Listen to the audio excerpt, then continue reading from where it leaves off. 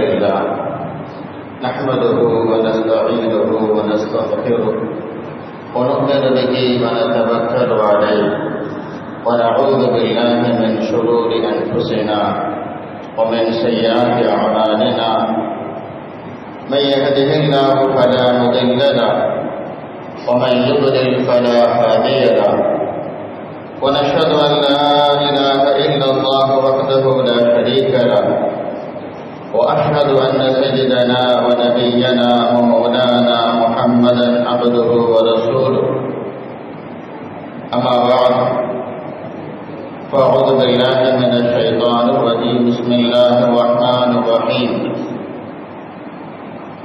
وأن المساجد لله فلا تدعوا مع الله أحدا صدق الله العظيم وقال نبينا سيدنا محمد صلى الله عليه وسلم أحب البلاد إلى الله مساجدها وأبغض البلاد إلى الله أسواقها صدق النبي صلى الله عليه وسلم سبحانك لا علم لنا إلا ما علمتنا إنك أنت العليم الحكيم கண்ணியத்திற்கும் பாசத்திற்கும் உரிய பெரியோர்களே சகோதரர்களே, எல்லாம் நல்ல அல்லாஹு தஆலாவுடைய அளப்பெரும் அருளும் அன்னல பெருமானார் ரசூல் கரீம் ஸல்லல்லாஹு அலைஹி வஸல்லம் அவருடைய அன்பான ஷஃபாஅத்தும் நம் அனைவருக்கும் கிடைக்கட்டுமாக. இன்று நாம் எடுத்துக்கொண்டுள்ள தலைப்பு அதிகாரத்தின் துணையோடு படிக்கப்பட்ட பாபர் மஸ்ஜித். அன்பிற்குரியவர்களே, சுமார் 800 ஆண்டு காலம் இந்தியாவிலே இஸ்லாமிய மன்னர்கள் ஆட்சி செய்திருக்கிறார்கள். அதில் முகலாய பேரரசரை நிறுவியவர், அதற்கு வித்தாக திகழ்ந்தவர் மன்னர் பாபர். அவருடைய இயற்பெயர் ஷாகிருதீன் முஹம்மது.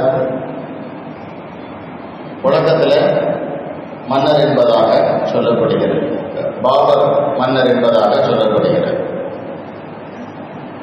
1526 ஷாகிருதீன் முஹம்மது என்ற அரசர் ஆப்கானிஸ்தானில் காபூலை கைப்பற்றியதற்கு பிறகு இந்தியாவுக்கு தன்னுடைய படையை கொண்டு வர்றார். அப்ப வேடிக்கை என்னன்னு சொன்னா, இந்தியாவில் டெல்லியில அப்பொழுது ஆட்சி இருந்தது ஒரு முஸ்லிம் மன்னர் தான், இப்ராஹிம் லோடி என்பது அவருடைய பெயர். 1526 பானிபட் போர் நடக்கிறது. இப்ராஹிம் லோடிக்கும் பாபர் மன்னருக்கும் மத்தியில் போர் நடக்கிறது. அந்த போர்ல பாபர் வெற்றி பெறுகிறார், இப்ராஹிம் லோடி தோற்று போறார். இந்தியாவுடைய டெல்லியினுடைய ஆட்சியை பாபர் கைப்பற்றுகிறார். அன்பானவர்களே, சில விஷயங்களை நாம் அறிந்து கொள்ள வேண்டும். கடந்த கால வரலாறுகளை அறியாத சமுதாயம் பல இழப்புகளை சந்திக்க வேண்டியிருக்கும் என்பது யதார்த்தமான நிலை.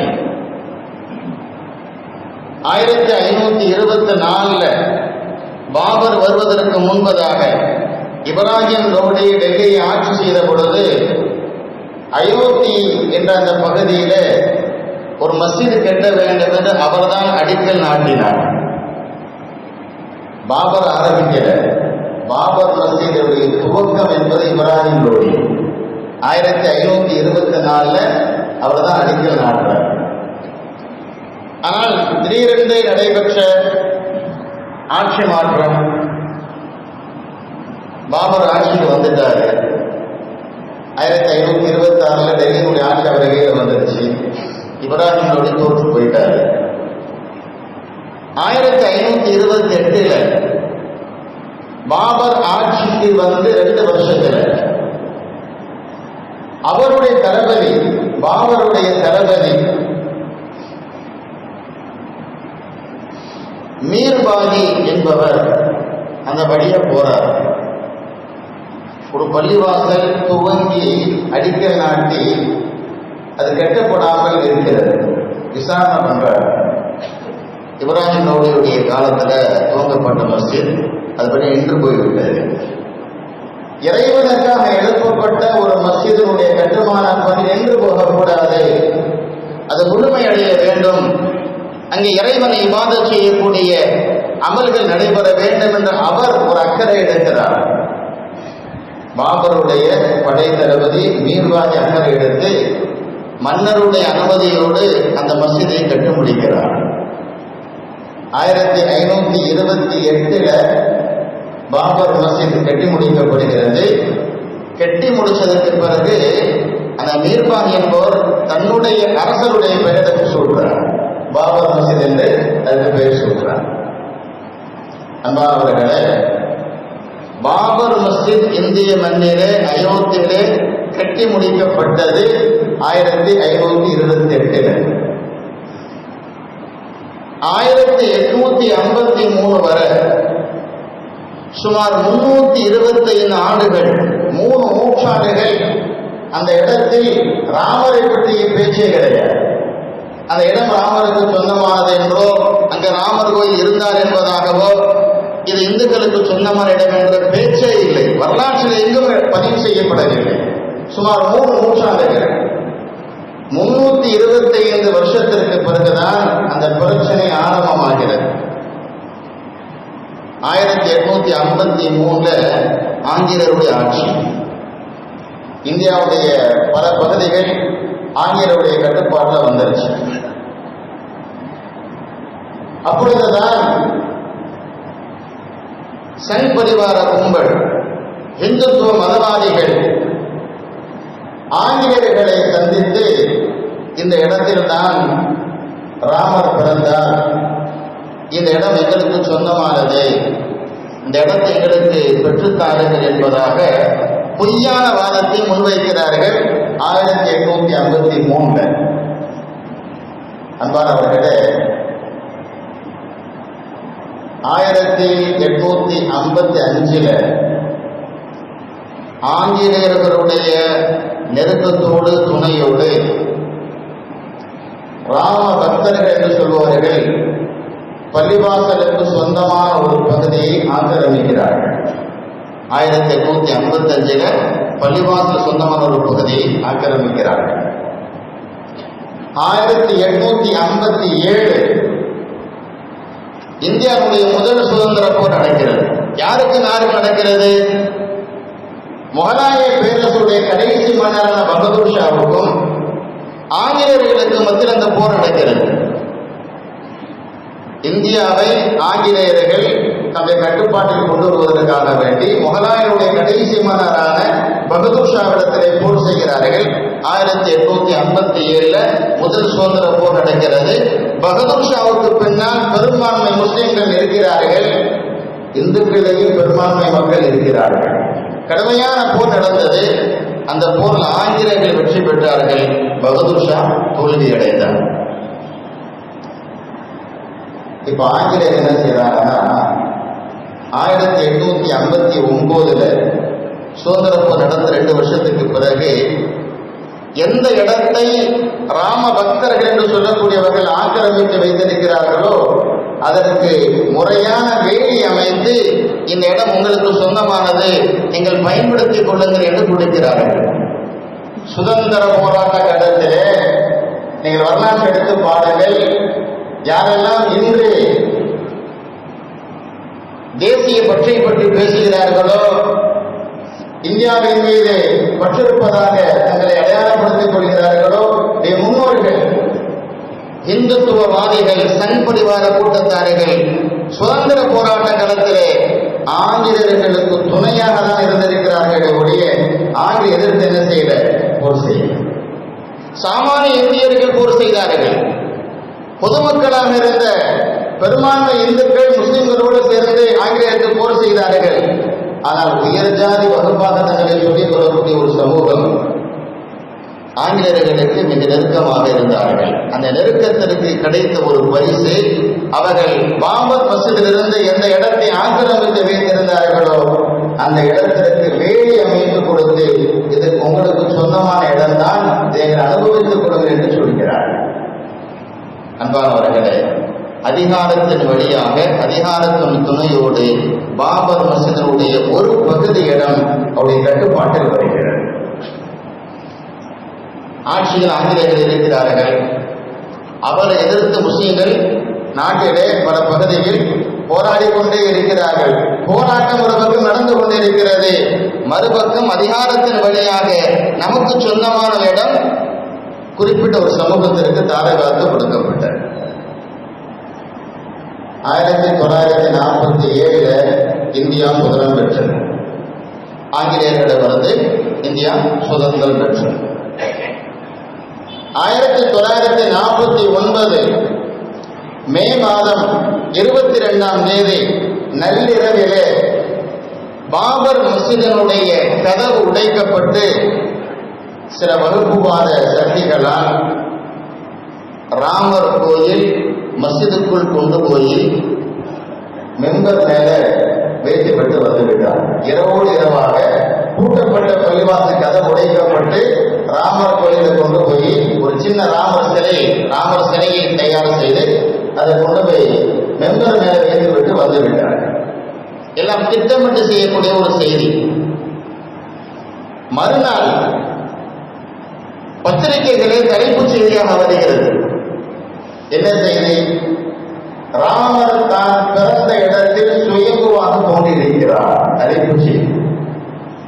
ராமர் தான் பிறந்த இடத்திலே சுயம்புவாக அவராக தோன்றியிருக்கிறார். மக்கள் எல்லாம் கூட்டம் கூட்டமாக அலைகடல திறந்து வந்து ராமருடைய வருகையை நீங்கள் நேரடியாக கண்டுகளிக்க வேண்டும் என்று அழைப்பு கொடுக்கப்படுகிறது. இந்த பிரச்சாரம் நாடெங்கும் முன்னெடுக்கப்படுகிறது. ஒரு பெருங்கொண்ட கூட்டம் அந்த அயோத்தியை நோக்கி படையெடுக்கிறார்கள், பாபர் மஸ்ஜிதுக்கு படையெடுக்கிறார்கள்.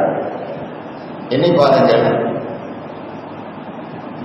பள்ளிவாசலுக்குள்ள சிலை இல்ல நேற்றிரவு வரை.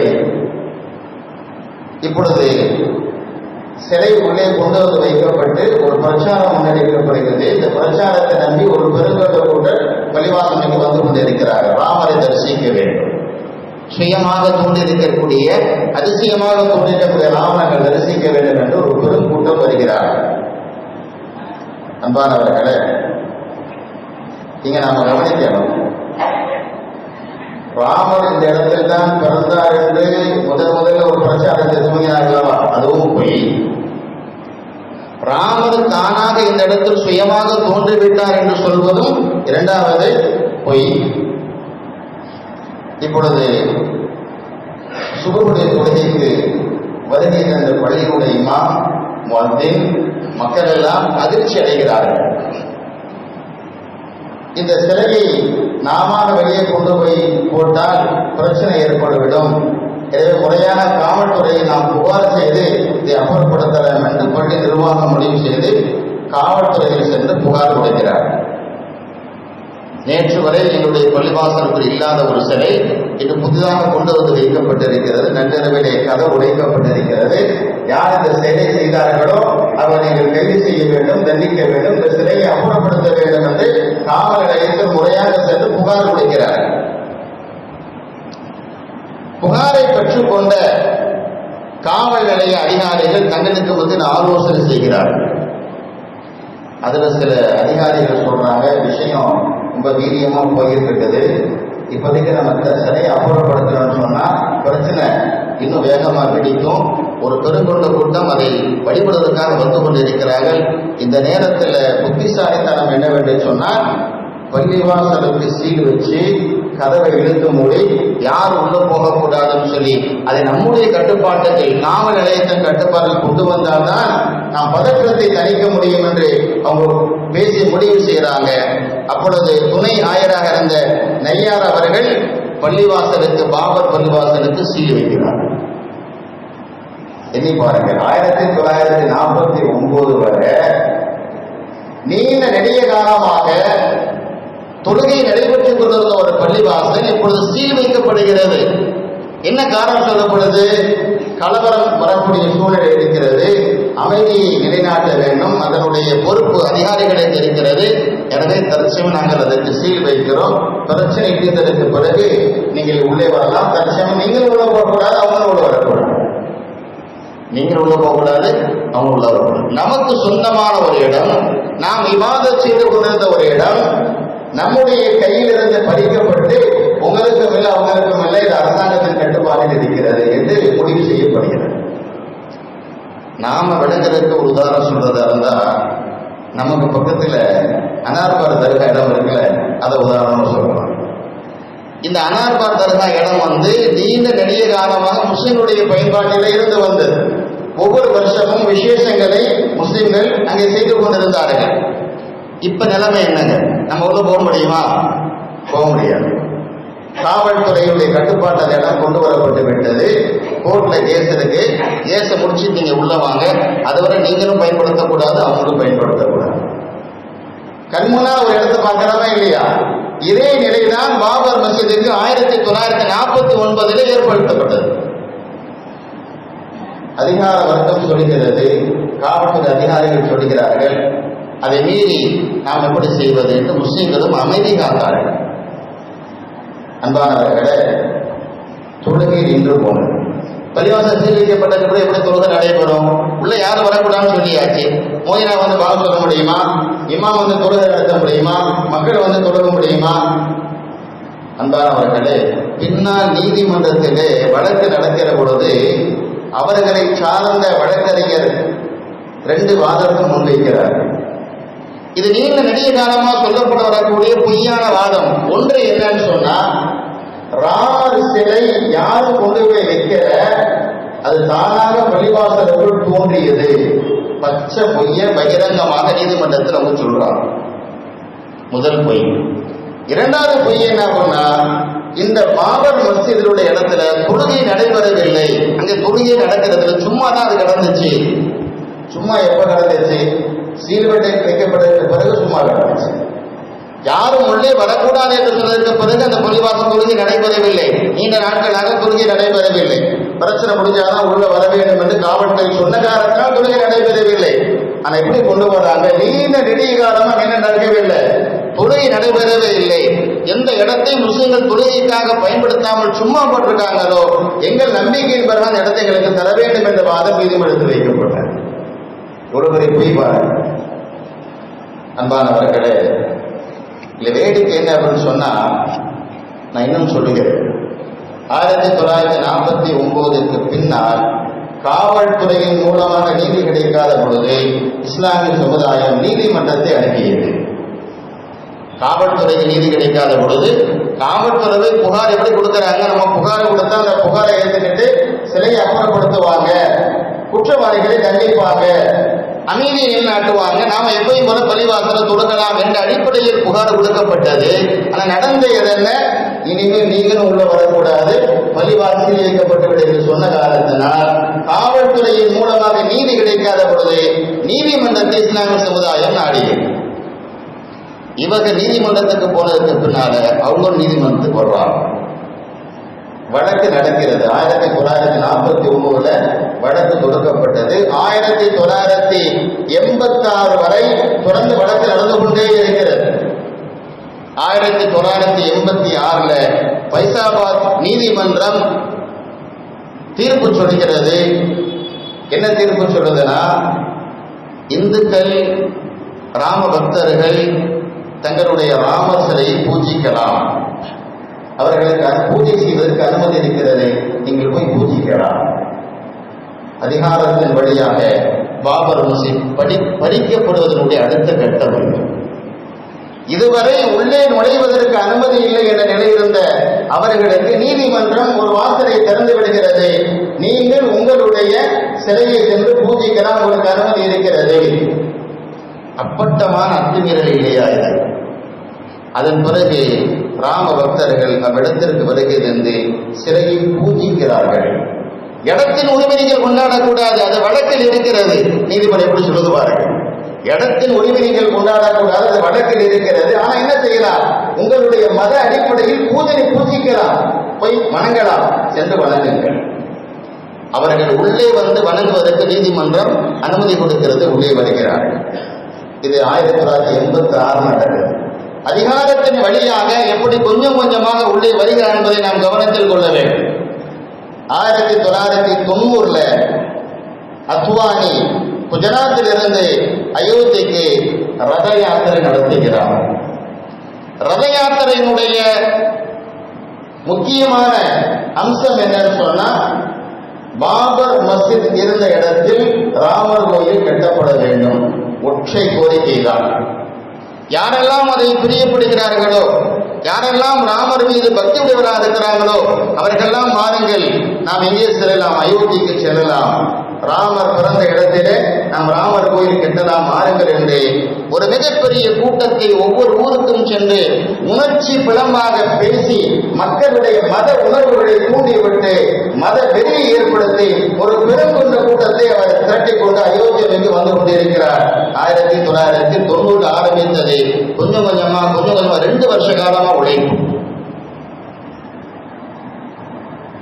இந்தியா அமைதியாக இருக்க வேண்டும், சண்டை சிற்று இருக்க வேண்டும், சட்டத்தின் ஆட்சி நிலையாட்டப்பட வேண்டும் என்ற அக்கறையுள்ள மூத்த அரசியல்வாதிகள் அரசாங்கத்திற்கு எச்சரிக்கை விடுக்கிறார்கள். ஒரு அசம்பாவித நடைபெறக்கூடிய ஒரு சூழ்நிலை இருக்கிறது. நீங்கள் முன்கூட்டியே எச்சரிக்கை செய்து இந்த பெருங்கொண்ட கூட்டம் அயோத்தி வராமல் தடுத்து நிறுத்துங்கள் என்று அரசாங்கத்திற்கு எச்சரிக்கை செய்கிறார்கள். அப்பொழுது ஆட்சியில் இருந்தது, மத்திய ஆட்சியில் இருந்தது காங்கிரஸ் ஆட்சி. நரசிம்மராவ் பிரதமர் இருக்கிறார். 1992 மாநிலத்தில் உத்தரப்பிரதேச மாநில ஆட்சியில் இருந்தது பாரதிய ஜனதா கட்சி ஆட்சி. முதலமைச்சராக கல்யாண சிங் ஆட்சியில் இருக்கிறார். நரசிம்மராவும் அறிக்கை கொடுக்கிறாரு, எந்த விதமான அசம்பாதி நடக்காது, நாங்கள் துணை ராணுவத்தை அனுப்பிச்சு வச்சிருக்கோம், ஒன்றும் கவலைப்பட தேவையில்லை. முதலமைச்சர் கல்யாண சிங் அறிவிப்பு கொடுக்கிறாரு, யாரும் பதற்றமடைய தேவையில்லை, யாரும் கவலைப்பட தேவையில்லை, பாபர் மசூதிக்கு எந்த சேதாரம் நடக்காது, உத்தரப்பிரதேச காவல்துறை அங்கே முழுமையாக இறக்கி வைக்கப்பட்டிருக்கிறது, அப்படி கட்டுப்பாட்டு அந்த இடம் இருக்கிறது, பயப்பட தேவையில்லை. மாநில அரசாங்கம் சொல்லுகிறது எந்த அசம்பாவிதம் நடக்காது, ஒன்றிய அரசாங்கம் சொல்லுகிறது எந்த அசம்பாவிதம் நடக்காது. ஆனால் நடந்தது என்ன? 1992 டிசம்பர் 6 இதே தினத்தில் சுமார் 2 லட்சம் கரசேவர்கள் என்ற பெயரிலே அங்கே குழுமியவர்கள் பட்டப்பகலில் பகிரங்கமாக பாபர் மசூதியை கொஞ்சம் கொஞ்சமாக இடித்து தகர்த்தார்கள். பல மணி நேரமாக அந்த இடிப்பு நடக்கிறது. நீண்ட நெடிய காலமாக உறுதியாக நின்ற ஒரு மஸ்ஜித், பிரம்மாண்டமான கட்டடம், அது பழமையான கட்டடம், அவ்வளவு இலகுவாக இடிக்க முடியாது. அதற்கு முன்கூட்டியே பயிற்சி கொடுக்கப்பட்டு பயிற்சி எடுத்து வந்த கரசேவர்கள் அதை கொஞ்சம் கொஞ்சமா இடிக்கிறார்கள். அது இந்தியா முழுவதும் ஒளிபரப்பப்படுகிறது. எல்லோரும் டிவியின் வழியாக கண்கூடா பார்க்கிறாங்க. இந்தியா முழுவதும் கலவரம் எடுக்கிறது, நூற்றுக்கணக்கான உயிர்கள் ஷஹீதாகிறது. நம்பிக்கை துரோகம். ஒன்றிய அரசும் என்ன செய்த, பாபர் மசீதை பாதுகாக்கவில்லை, மாநில அரசாங்கமும் பாபர் மசீதை பாதுகாக்கவில்லை. அங்கே நின்று கொடுத்த காவல்துறை, அங்கே நின்று கொடுத்த ராணுவம் வேடிக்கை பார்த்து கொண்டே இருந்தது. சில தள்ளுமுள்ளுகள் நடந்தது, தடுப்பதற்குரிய சில முயற்சிகள் நடந்தது. ஆனால் அந்த முயற்சி தீவிரமான முயற்சியாக இல்லை, பெயரளவினுடைய முயற்சியாக இருந்தது. இப்ப சம்பல் பகுதி நடந்ததா இல்லையா? சமீபத்தில் அந்த பள்ளிவாசலுக்கு ஆய்வுக்கு சென்ற அதிகாரிகளை தடுத்து நிறுத்தியதற்காக வேண்டிய காவல்துறை என்ன நடவடிக்கை எடுத்தது? துப்பாக்கி சூடு நடத்தியது. 5 முஸ்லிம்கள் ஷஹீதானார்கள். அதன் பிறகு ஆய்வை நடத்திவிட்டு செல்ல முடித்தார்கள் இல்லையா? இப்படிப்பட்ட ஒரு துரிதமான உறுதிய நடவடிக்கையை பாபர் மசூதியை பாதுகாப்பதற்கு காவல்துறையும் எடுக்கவில்லை, ராணுவம் எடுக்கவில்லை. அவர்கள் வேடிக்கை பார்த்துக் கொண்டிருந்தார்கள். 500 ஆண்டு காலம் பழமையான இஸ்லாமியர்களுடைய அடையாள சின்னம், மொஹராஜருடைய அடையாள சின்னம் மஸ்ஜித் என்பது கண்கூடாக அது இடிக்கப்பட்டது அதிகாரத்தின் துணையோடு. அப்படித்தான் சொல்ல வேண்டும். நினைத்திருந்தால் தடுத்து நிறுத்திருக்கலாம். ஆனால் அவர்கள் எங்களால் இயலவில்லை என்ற ஒரே வார்த்தையை சொல்லி ஒதுங்கிக் கொண்டார்கள். சங்கிமிக்கவர்களே, இந்த பிரச்சனை விஸ்வரூபம் எடுக்கிறது. இந்தியாவில் சிறுபான்மை சமுதாயத்தை சார்ந்தவர்களும் மதச்சார்பின்மையை பேசக்கூடியவர்களும் அரசாங்கத்திற்கு ஒரு நெருக்கடி கொடுக்கிறார்கள். அப்பொழுது நரசிம்ம ராவ் பகிரங்கமாக பாராளுமன்றத்தில் அறிக்கை கொடுக்கிறார். என்ன அறிக்கை கொடுக்கிறாரு? பாபர் மஸ்ஜித் இடிக்கப்பட்டது உண்மையில் குற்றமான ஒரு செயல்தான், அதை தடுக்கப்பட்டிருக்க வேண்டும், ஆனால் முடியவில்லை, இயலவில்லை. முஸ்லிம்கள் ஒன்றும் கவலைப்பட வேண்டாம், அதே இடத்தில் மீண்டும் பாபர் மஸ்ஜித் கட்டித்தருகிறோம்.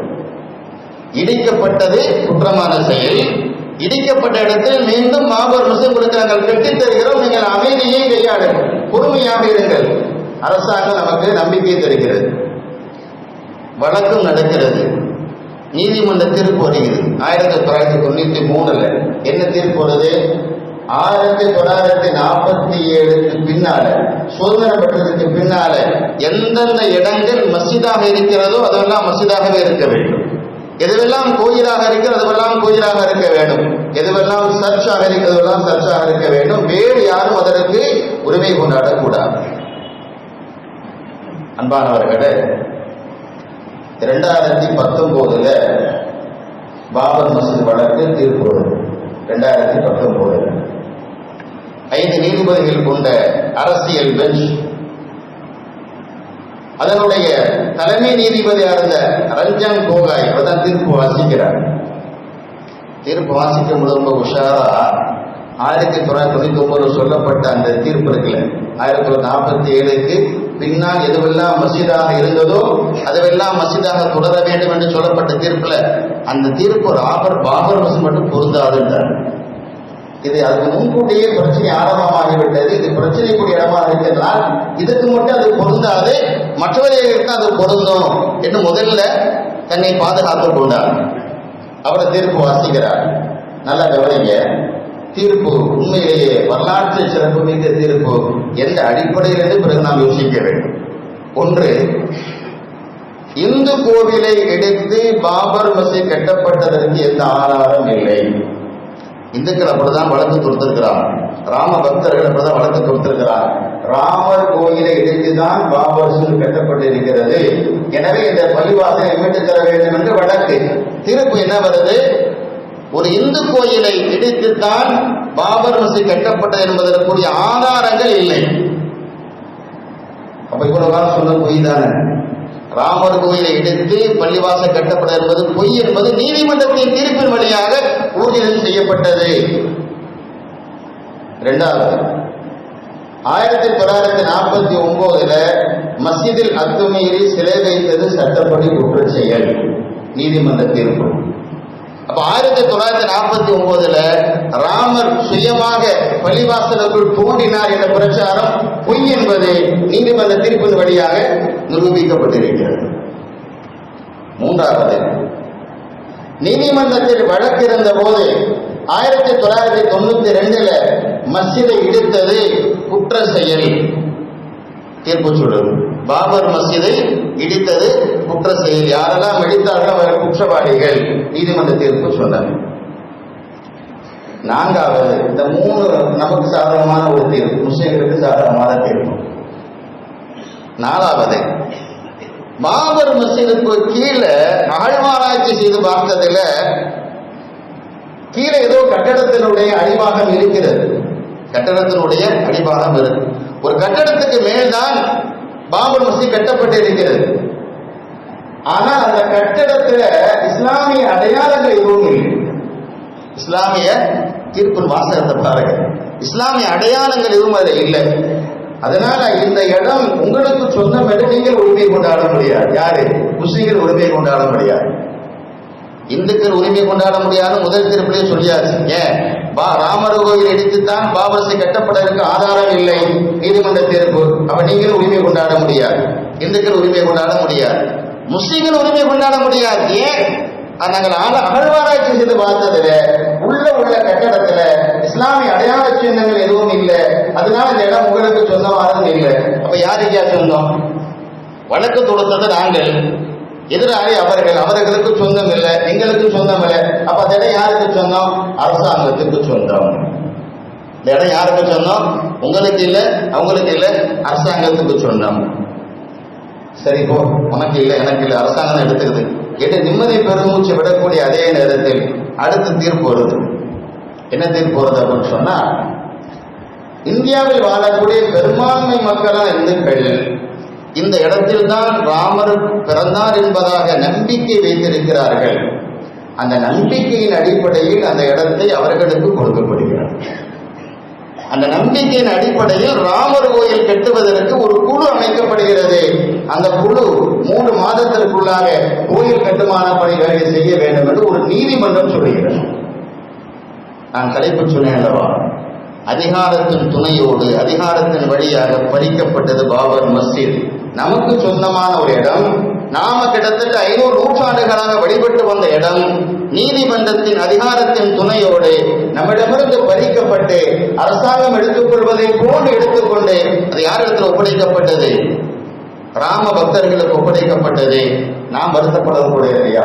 விஷயங்கள் வருத்தப்பட ஒன்றும் கவலைப்படாதீங்க, உங்களுக்கு நாங்கள் இடம் தரோம். இந்த இடம் 2.77 ஏக்கர் தான், 3 ஏக்கர் கூட முழுமையா இல்லை. உங்களுக்கு 5 ஏக்கர் தரோம். யாருக்கு? முஸ்லிம்களுக்கு. உங்களுக்கு 5 ஏக்கர் தரோம். ஆனா இந்த இடத்தை விட்டுருங்க, இங்க ராமர் கோயில் கட்டி கட்டும்.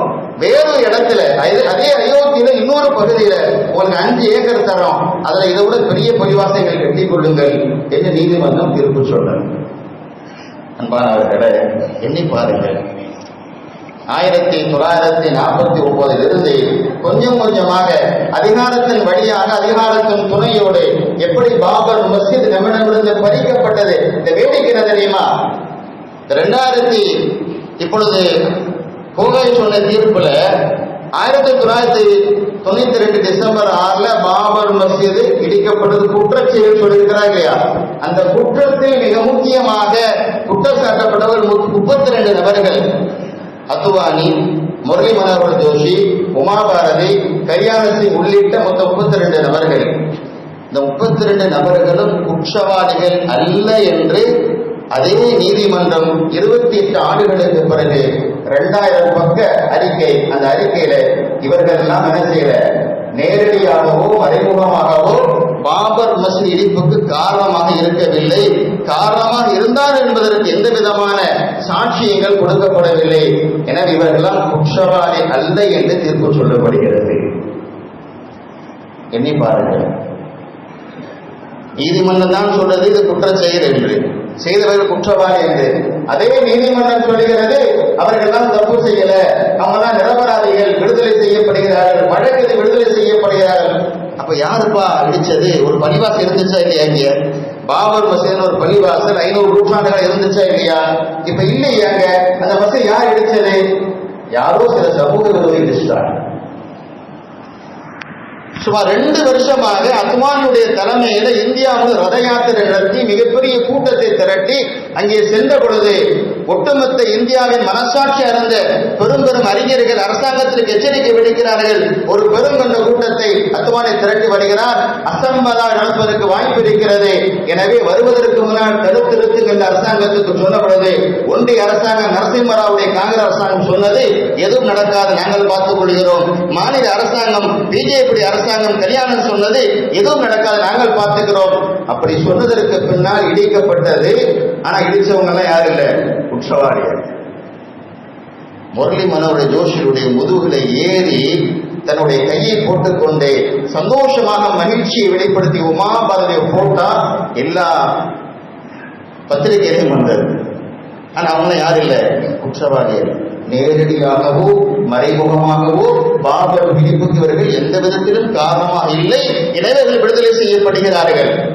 இனியும் இந்தியாவினுடைய நீதிமன்றத்தை நாம் நம்பிக்கொண்டிருப்பது சரியா தவறா என்பதை இனிமேல் நீதிமன்றம் தான் எங்களுக்கு நம்பிக்கை ஊட்ட வேண்டும். நீதிமன்றத்தின் தீர்ப்பு சாமானிய மக்களுக்கும் அநீதம் இழைக்கப்படுவதற்கும் சாதகமாக இருக்கும் நம்பிக்கையோடு இருந்த நமக்கு அற்ப நம்பிக்கையையும் உடைத்து சுக்குநூறாக்கியது இந்தியாவினுடைய நீதிமன்றமும் இந்தியாவினுடைய நீதிபதிகளும் தான் என்று சொன்னால் மாற்று கருத்தே இல்லை. இதை நான் சொல்லல, இந்தியாவினுடைய நீதிமன்றத்தில் மூத்த வழக்கறிஞராக இருந்தவர்கள், இந்தியாவின் நீதிமன்றத்தில் முன்னாள் உச்சநீதிமன்ற நீதிபதியாக இருந்தவர்கள் பேட்டி கொடுத்திருக்கிறார். அன்பானவர்களே, உலகத்தில் யாரையும் நம்பி எவனையும் நம்பி இந்த இஸ்லாமிய சமுதாயத்திற்கு விமோசனம் கிடையாது. அல்லாஹ்வை மட்டும் நம்ப வேண்டும். படைத்த ரப்புல் ஆலமீன் அல்லாஹ்வை மட்டும் நம்ப வேண்டும். நாம் ஒன்றிணைந்து சொந்த காரில் இந்தியாவில் நாம் அதிகார மையத்திற்கு வராத வரை இஸ்லாமிய சமுதாயத்திற்கு நீதி கிடைக்கும் என்ற நம்பிக்கை எமக்கில்லை. அல்லாஹு தஆலா இஸ்லாமிய சமுதாயத்தின் மத்தியில் ஒற்றுமை ஏற்படுத்துவானாக. இஸ்லாமிய சமுதாயத்திற்கு ஒரு நீதமான நேர்மையான ஆட்சியாளர்களை இந்தியாவில் ஏற்படுத்தி தருவானாக. அதிகார மையமாக இருக்கக்கூடிய காவல்துறை அதிகாரிகள், நீதிமன்றத்தின் நீதிபதிகள் எல்லோருக்கும் மனசாட்சியின் பிரகாரம் நீதியாக நேர்மையாக நடக்கக்கூடிய சூழ்நிலையை அல்லாஹு தஆலா ஏற்படுத்தி தருவானாக. வாஹிரு தஅவானா அல்ஹம்துலில்லாஹி ரப்பில் ஆலமீன்.